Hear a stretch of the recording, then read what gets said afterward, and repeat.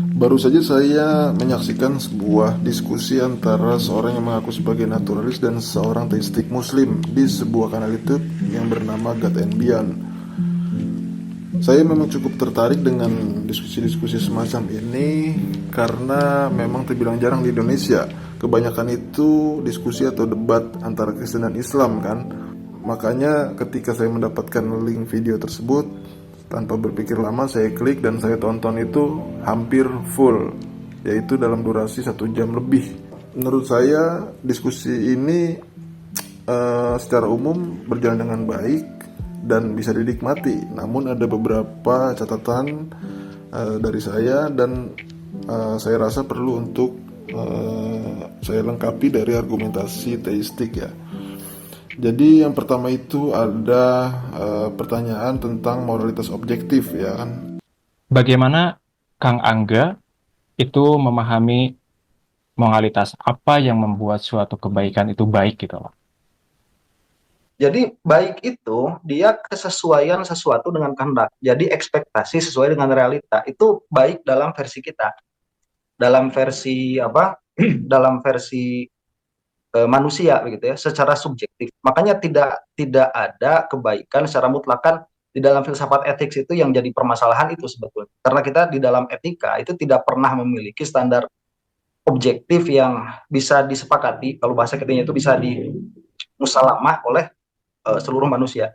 Pada akhirnya semuanya akan melahirkan versi baik dan buruk masing-masing. Oleh karena itulah agama datang untuk membuat standar objektif menurut Tuhan. Apakah kebaikan dan keburukan itu kita akan bisa mendapatkan standar objektif? Itu nggak bakalan bisa. Oke, so aku akan coba untuk mengambil kesimpulan dari apa yang Akang katakan ya, bahwa menurut Akang bahwa moralitas itu subjektif, itu Betul. tergantung dengan kita berada, kecuali ada agama di sana. Itu yang membuat fondasi bahwa Betul apa? kecuali ada agama di sana gitu loh. Yang itu yang Ya, Apakah ada moralitas objektif itu? Kemudian dijawab bahwa tidak ada moralitas objektif. Yang ada adalah moralitas subjektif. Hingga kemudian Tuhan mengajari kita dan memberitahu kita tentang kebaikan dan keburukan, barulah itu kita mengetahui ada moralitas objektif. Nah, di sini saya perlu untuk melengkapi bahwa di dalam Islam itu ada yang namanya moralitas objektif, yaitu bagian dari fitrah manusia. Fitrah itu adalah sesuatu yang ada pada diri manusia sejak dia diciptakan atau sejak dia lahir. Itu setiap manusia diberikan itu, salah satunya mengetahui hal baik dan buruk, mengetahui Tuhannya juga kan, itu bagian dari fitrah. Nanti juga ada insting untuk bertahan hidup, itu juga menjadi fitrah. Jadi fitrah itu adalah setelan pabrik ya, setelan pabrik manusia, dan setiap manusia diberikan itu. Salah satunya adalah kebenaran yang universal ini. Setiap manusia akan tahu ini adalah perbuatan baik, ini adalah perbuatan buruk, ini adalah perbuatan beradab dan tidak beradab. Kemudian juga tentang empati, tentang saling menyayangi, tentang rasa iba, itu kan semua karakteristik-karakteristik yang ada pada kemanusiaan kita yang sudah diinstal kepada setiap orang begitu. Nah, nanti mungkin ada pertanyaan lanjutan. Kalau kita punya moralitas objektif, berarti kita tidak butuh agama, bahkan tidak butuh Tuhan. Nah, jawabannya tidak tepat. Karena apa? Karena ada hal-hal yang menjadi faktor terjadinya bias ketika seseorang menilai sesuatu dan mengambil keputusan. Walaupun kita dibekali dengan moralitas objektif, kita juga dibekali dengan hawa nafsu. Hawa nafsu ini adalah keinginan-keinginan manusia yang kadang bisa mengalahkan kemanusiaan itu. Makanya perlu adanya agama untuk membatasi nafsu-nafsu tersebut dan untuk membersihkan diri, untuk mengendalikan diri dari nafsu-nafsu tersebut agar kita tidak melewati batas-batas ya kan, tadi yang kita sebut sebagai moralitas tadi. Nah, itu bias yang pertama, yaitu hawa nafsu. Bias yang kedua adalah konstruksi sosial atau nilai-nilai yang kita dapatkan dari lingkungan eksternal. Ketika kita hidup, ketika kita lahir, kita dibesarkan di sebuah lingkungan, itu akan mempengaruhi pikiran kita sehingga kita melupakan moralitas objektif tadi. Nah, makanya kita bisa melihat berbagai kebudayaan itu memiliki moralitas yang berbeda-beda. Di sini dibilang baik, di sana bilang buruk. Di sini dibilang benar, di sana bilang salah. Nah, Ini adalah produk dari konstruksi sosial tadi. Nah, agama itu turun untuk meluruskan kembali, ya kan? Ini loh yang sesuai dengan fitrah Anda, fitrah kamu, fitrah manusia. Ini loh moralitas yang objektif. Ini loh kebaikan dan keburukan yang universal itu. Nah, itulah fungsi agama, dalam hal ini Islam ya. Karena Islam menegaskan sendiri di dalam Al-Quran, yaitu dalam surat Ar-Rum surat 30 ayat 30. Hadapkanlah wajahmu pada din yang lurus, din yang hanif ya. Hadapkanlah wajahmu, artinya kita suruh berkiblat kepada din, kepada agama, kepada cara hidup, kepada cara pandang, cara berpikir yang lurus ya kan, yang hanif. Apa itu din yang hanif? Itu juga dijelaskan dalam ayat-ayat yang lain, yaitu ajaran-ajaran yang telah diajarkan Tuhan kepada nabi-nabinya. Di antara Nabi Ibrahim itu disebut sebagai pengikut din yang hanif, hingga kepada Nabi Muhammad. Hadapkanlah wajahmu pada din yang lurus, yaitu din atau agama yang fitrah, yang karena fitrah itu yang Allah ciptakan manusia menurut fitrah tersebut. Nah, jadi Islam itu agama fitrah, agama yang untuk mengembalikan fitrah manusia gitu. Di dalam Islam itu ada doktrin bahwa setiap bayi yang lahir itu dalam keadaan fitrah. Kemudian yang menjadikan dia keluar dari fitrah itu adalah lingkungan sekitarnya, lingkungan tempat dia tinggal itu, lingkungan dia hidup kan. Nah, makanya juga kalau ada orang mu'alaf itu kita sebut sebagai dia kembali kepada fitrah itu. Karena apa? Karena ajaran-ajaran yang diajarkan di dalam Islam ini adalah ajaran-ajaran fitrah, ajaran-ajaran kemanusiaan, ajaran-ajaran yang diberikan Tuhan untuk manusia kembali kepada itu, begitu. Makanya kita tetap perlu di sini agama, tetap perlu Islam, karena ada terjadi bias-bias tadi ya, bias di antara hawa nafsu dan nilai-nilai atau konstruksi sosial yang ada di sekitar kita. Ini sebagai contoh, secara fitrahnya manusia itu sudah tahu bahwa ketelanjangan di depan umum itu adalah perbuatan yang tidak beradab, ya kan? Perbuatan seks bebas, perbuatan LGBT juga itu kan perbuatan yang melanggar norma-norma, melanggar etika, melanggar moral manusia yang normal kan. Nah, kemudian ketika itu dipropagandakan, dinormalisasi, maka lama-kelamaan kita memandang itu sebuah biasa-biasa saja gitu. Pengetahuan kita tentang moral yang sesungguhnya itu lama-lama akan terdegradasi dengan itu.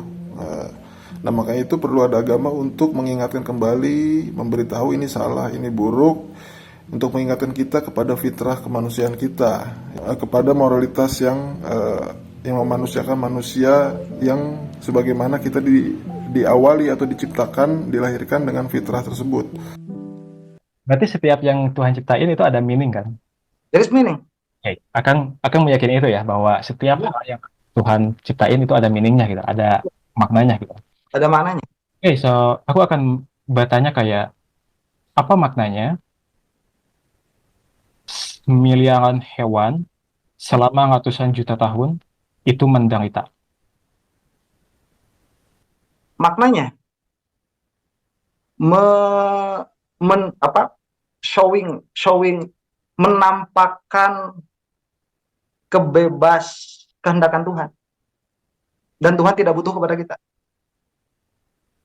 Itu meaningnya tuh, Menampakkan kebebasan, kehendakan Tuhan.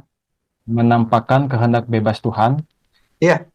Itu Dengan banyak tuh. Itu Tuhan yang menciptakan, Tuhan yang memusnahkan, ya. Itu kalau misalkan kita Muslim tuh, itu meaningnya banyak sekali.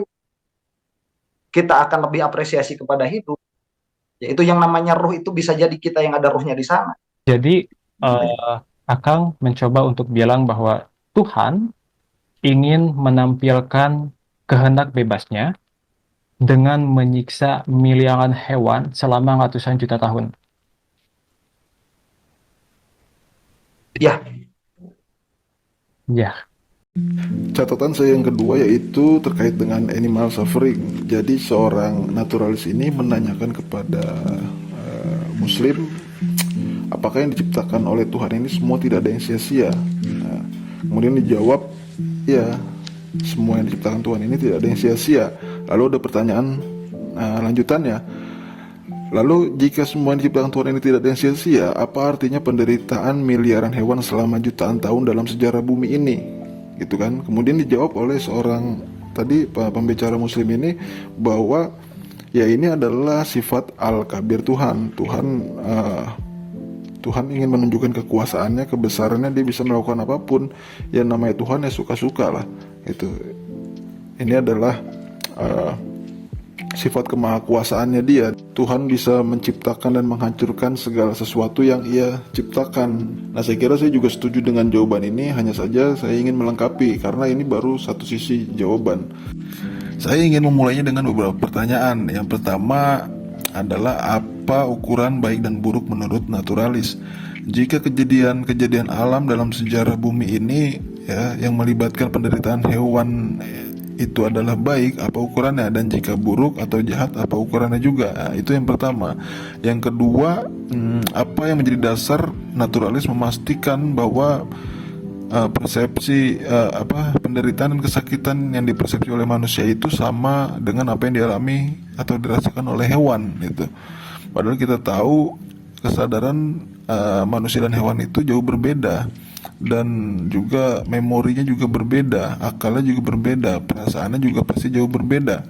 Tidak menutup kemungkinan bahwa mungkin hewan itu merasakan sakit atau merasakan penderitaan hanya 1/2, 1/4, 1/8, 1/10 dan seterusnya dari penderitaan atau kesakitan atau perasaan menderita yang dialami oleh manusia. Kan kita tidak pernah tahu, ya kan. Nah, itu dulu, itu bagaimana bisa memastikan atau bisa meletakkan persepsi manusia tentang kesakitan dan penderitaan itu diletakkan kepada perasaan hewan. Nah, itu.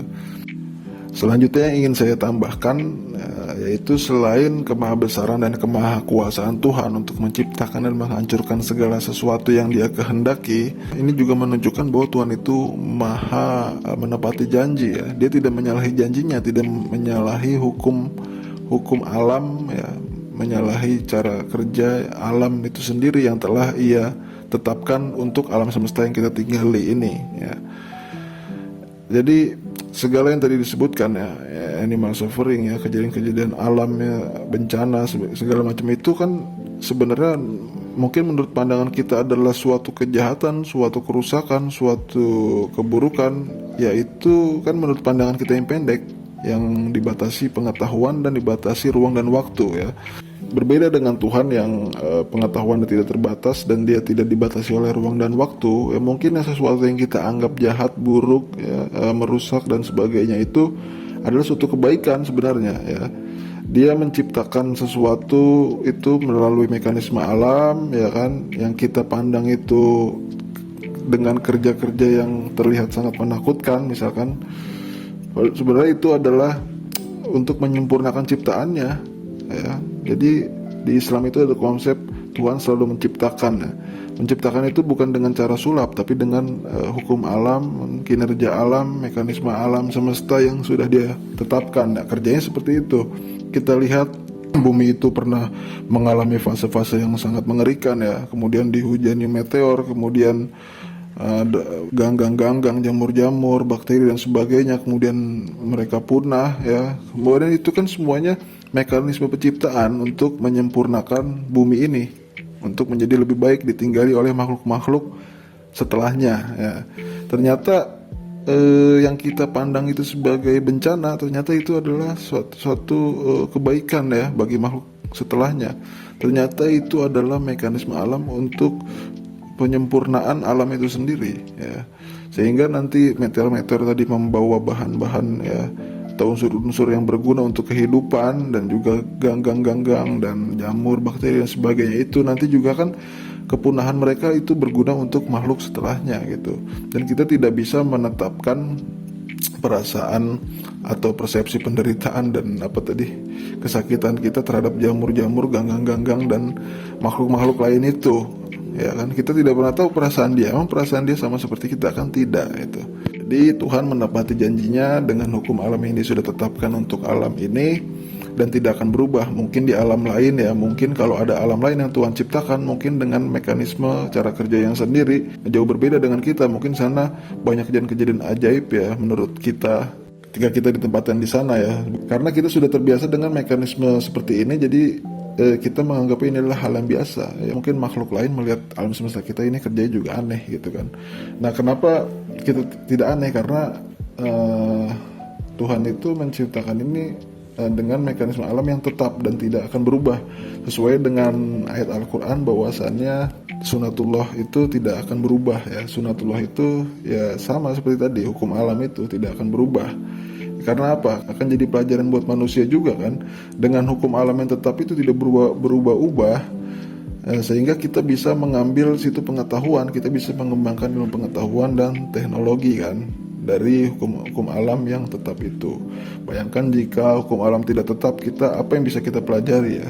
Akhirnya kita menemukan hal-hal yang tidak bisa kita pastikan ya, tidak bisa menjadi ilmu pengetahuan buat kita kalau Tuhan selalu turun tangan tidak melalui mekanisme alam yang ada ya.